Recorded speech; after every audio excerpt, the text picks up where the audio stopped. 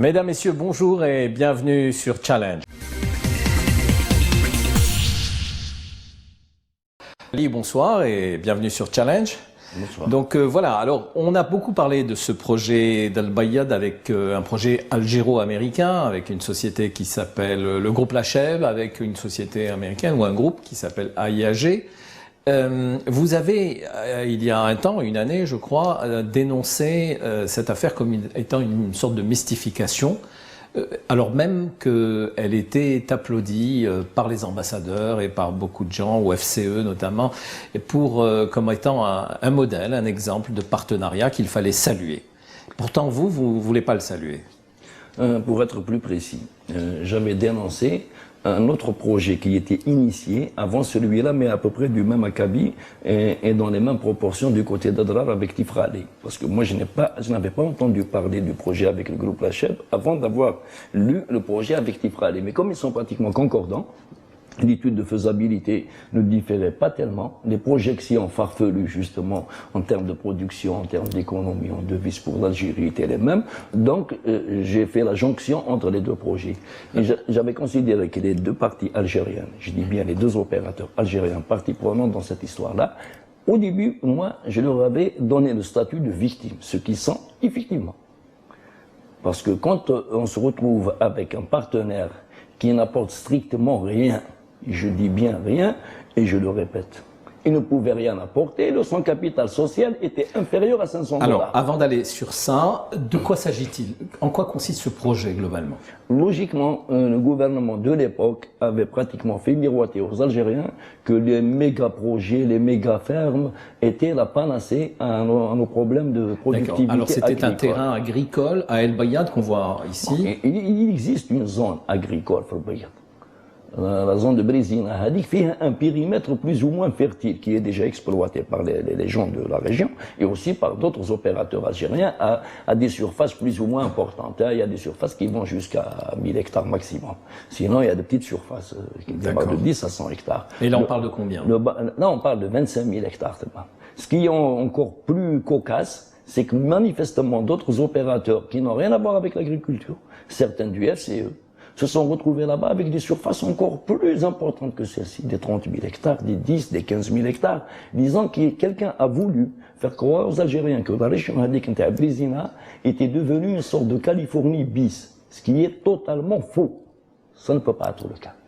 Il y a d'autres endroits en Algérie qui sont beaucoup plus fertiles, beaucoup plus propices à ce genre d'exploitation et dont les ressources hydriques sont assurées. Elles ne sont pas supposées exister, elles existent. Je ne vois pas pourquoi on n'a pas fait de réussite en matière de fourragère ou la céréalière ou la agricole, là où nous avons de l'eau à profusion et des centaines de forages. Et là, on voulait faire quoi comme agriculture?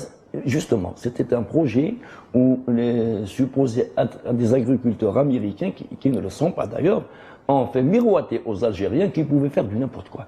Du fourrage, de l'élevage de bovins laitiers, de la production de viande, de la pomme de terre, des amandiers, de la céréaculture. Quand vous voyez quelqu'un qui se pointe avec un projet dans lequel il y a de tout, ça veut dire que c'est un projet dans lequel il n'y a de rien. Il n'y a pas toutes sortes de cultures dans un projet qui tient la route. Cela dit, celle qui s'est pointée, c'est l'ambassadrice des États-Unis. L'ambassadrice des États-Unis, elle a accompagné pratiquement le groupe américain, entre guillemets, dans toutes ses pérégrinations dans le sud algérien.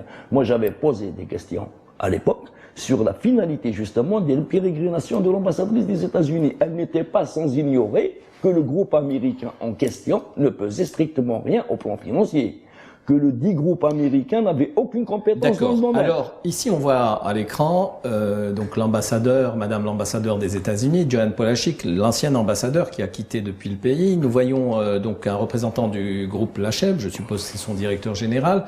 Et nous voyons, je pense, un représentant du fameux groupe AIAG.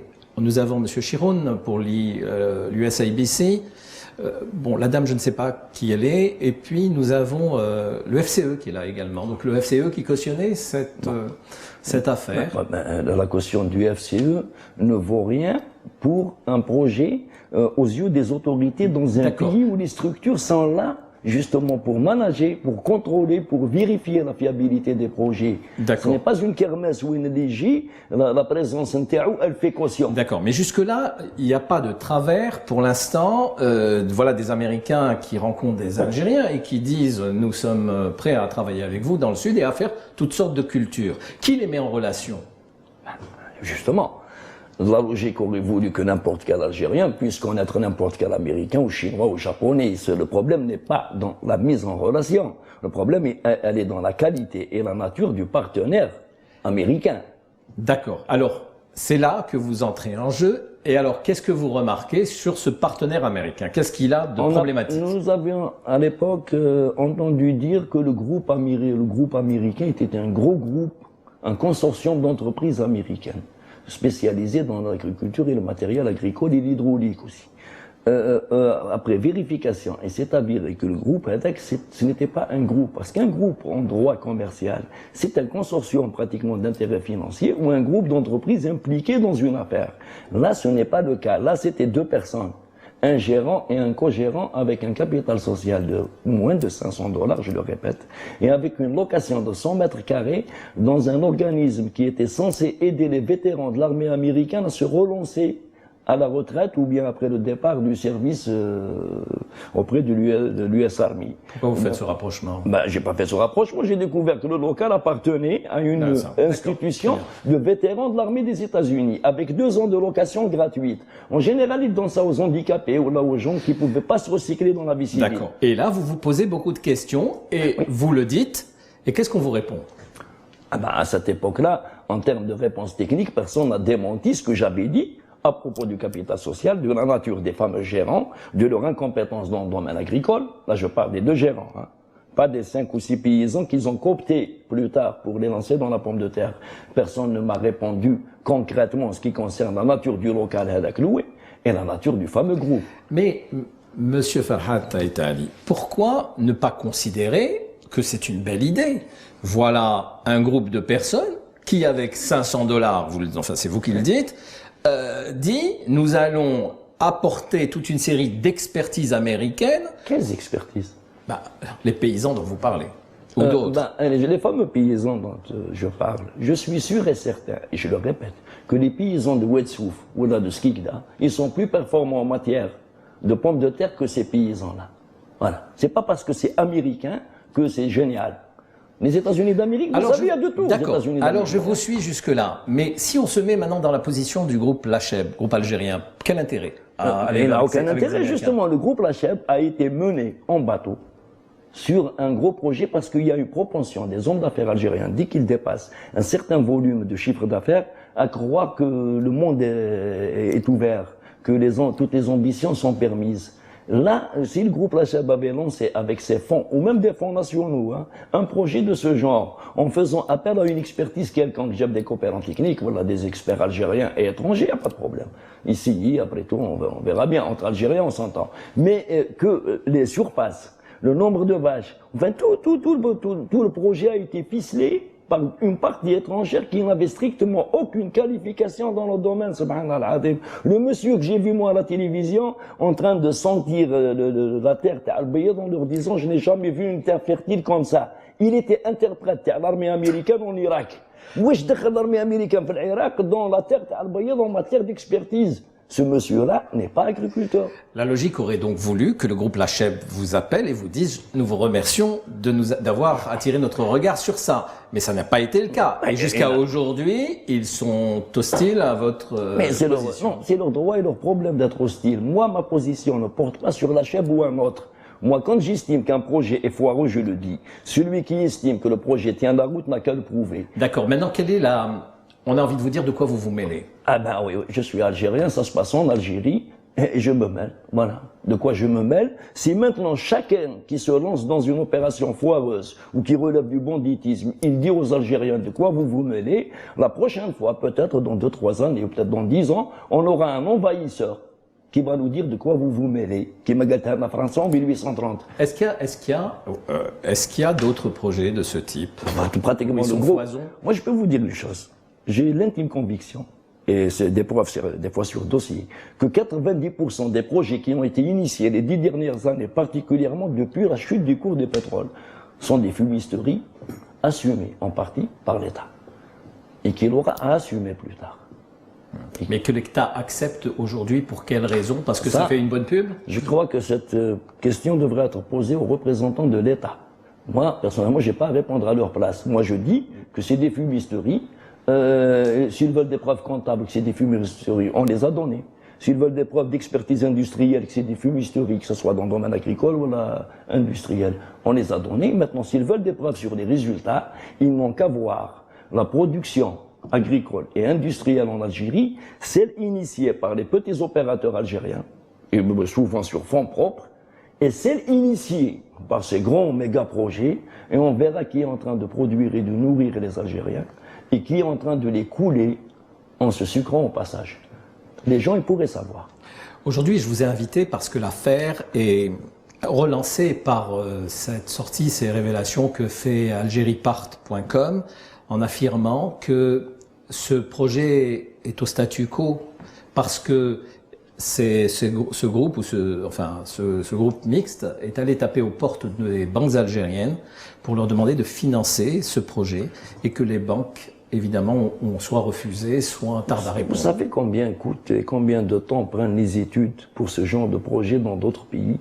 En Arabie Saoudite, il y a un projet de ce genre, initié par un prince, avec ses propres fonds. Là-bas, le royaume leur appartient. Les études de faisabilité ont été faites par des Irlandais qui sont spécialisés dans la bâche. C'est des professionnels de père en fils.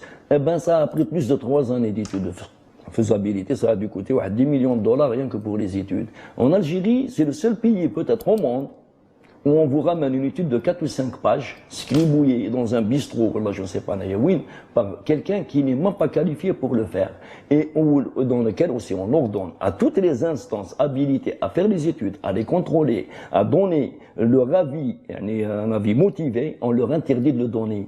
On a pratiquement neutralisé les institutions de l'État. Moi, quand on me dit il y a de l'eau sur le Bayad, ça reste à prouver. Il n'y a pas un seul forage qui a été fait ni par ce groupe ni par quelqu'un d'autre. Ils sont tous en train de ponctionner le barrage de Brézina. Il se trouve que ce barrage-là a de 70 millions de mètres cubes. 25 000 hectares, c'est 320 millions de mètres cubes quand on ajoute les vaches. Les vaches, Sahara, ça a besoin d'eau. Donc, quelqu'un qui me ramène un projet qui représente 6 fois les capacités de rétention totale du barrage sur lequel il compte et qui me promet des forages qu'il n'a jamais fait. De toute façon, s'il les fait, ce sera 1000 $ le mètre linéaire. Donc, chaque forage coûtera 10 ans de lait pour la région Hadik. Si quelqu'un veut nous promettre du lait à 50 $ l'hectolitre, là, je préfère encore importer du lait tout cru. Et donc, aucun banquier ne va se risquer à cette affaire? Manifestement, le premier banquier qui va se risquer dans une étude qui n'existe pas, il n'a qu'à assumer. Où en est le projet aujourd'hui? Je ne sais pas. C'est Algeriepart qui a dit que c'était un fiasco. Ceci dit, je sais que ça ne dépasse pas les 2000 hectares à tout casser de culture. Ils ne sont pas arrivés aux 25 000 hectares. Pour les vaches, il n'y a pas une seule vache. De toute façon, s'ils comptaient sur le groupe américain pour avoir les vaches, moi j'avais dit à l'époque que la seule vache dans leur optique, donc les Américains, c'était ou la Badr ou l'opérateur algérien. C'était ça la vache à traire. Il n'y avait pas d'autre vache que ça. Monsieur Choukhin avait parlé d'une vache spécifique qu'il connaissait lui aux États-Unis à 12 000 litres par année, alors que la moyenne européenne est de 8 000 litres. Mais c'est pas dans les mêmes conditions climatiques. Et il se trouve que justement les vaches américaines ne sont pas aussi productives que les européennes. Maintenant, si une vache en Bavière, elle fait des pointes à 8 000 litres, et une vache Falbayad, après le stress à l'Atlantique ou j'ai, je ne sais pas, au Texas ou l'Arizona, ça peut être dépaysé, ça peut être du tourisme. Le tourisme pour la vache, mais nous, on paie la location aussi. Ce n'est pas intéressant comme projet. En Algérie, les fermes ne devraient pas dépasser les 500 têtes. Et dans le nord, les fourrages peuvent venir du sud, mais les vaches n'ont pas à aller au sud. Les Saoudiens l'ont essayé sans casser la figure. Mais eux, ils ont les moyens d'or politique. Si Dieu voulait qu'il y ait des vaches au sud, mais c'est proche. Il y a eu des répercussions suite à vos propos, non pas par la partie adverse, mais je ne sais pas, de la part de certaines institutions. Est-ce que vous estimez que dans ce type de partenariat, que ce soit celui-ci ou d'autres, l'État doit regarder de plus près pour encourager ce type d'investissement ou non? Je crois que l'État est responsable de tous les partenariats boiteux et fumeux des dernières années, y compris par la législation. Voilà. Alors toute la réglementation algérienne en matière d'investissement, surtout celle qui offre des pouvoirs discrétionnaires à des fonctionnaires plus ou moins puissants, situés à tous les niveaux de l'administration, ont été, on dirait, délibérément conçus pour n'ouvrir le passage qu'aux faux projets. Et même des fois, parasiter les vrais projets. Pour quelle raison? Ah ben ça, il faudrait le demander aux gens qui ont conçu ces réglementations. Moi, j'avais dénoncé la LFC 2009 à son époque. Est-ce que, selon vous, c'est fait à escient pour servir des intérêts ou non? C'est de l'incompétence? Je n'ai ni à accentuer les soupçons, ni à les éliminer pour faire plaisir. Moi, quand je vois un texte de loi qui me dit à son article 58 à l'époque, en 2009, que la partie étrangère impliquée dans un partenariat F51-49, il lui était interdit de ramener ses fonds, même pas qu'elle était autorisée à ne pas les ramener, il lui était interdit de s'impliquer financièrement et elle devait se financer auprès d'institutions algériennes. Je crois pouvoir lire dans cet article que la combine existait avant l'article. Le hasard n'existe pas. On ne va pas s'amuser donc à se fermer les yeux jusqu'à la fin des temps. Oui, on avait une autre optique, c'est quand même curieux que nous sommes l'un des rares pays au monde où chaque fois que nous énonçons une intention, les résultats sont aux antipodes de l'intention. C'est dans tous les projets. Ce qui veut dire que les intentions réelles étaient conformes aux résultats actuels. Et les intentions affichées n'ont jamais été conformes aux intentions réelles. Donc si j'ai bien compris, on pompe l'eau, on pompe l'argent des Algériens. Pour finir, on ne pompera pas le lait de la vache. Ben pour la vache, on peut oublier. Enfin, du moins, sous cette projection-là, et particulièrement dans ces zones arides. Et surtout pas avec ce genre d'associés. Oui, un opérateur, enfin, entre guillemets, qui a créé d'ailleurs, le groupe, il s'est créé, le registre de commerce à Fairfax en Virginie, 2 mois après la signature de l'accord. Ils ont signé au mois de mars 2015 l'accord, le protocole d'accord. Ils sont allés faire le registre au mois de juin 2015. Oui, mais comment il a été... Ah, d'accord. Ben, c'est l'un des rares pays au monde où le notaire, comment l'a-t-il matérialisé? Enfin, c'est pas... Ils ont fait un protocole d'accord, mais ils n'ont pas du tout. Ils sont pas allés chez le notaire. D'accord, donc ils ont signé avant de... Ils ont signé un protocole d'accord. Quand ils ont eu la certitude qu'il y en a en Algérie, ils sont allés créer le truc. Mais ça ne hakmetch. Mais tant mieux d'ailleurs. Et pour une fois, les banquiers ont réagi.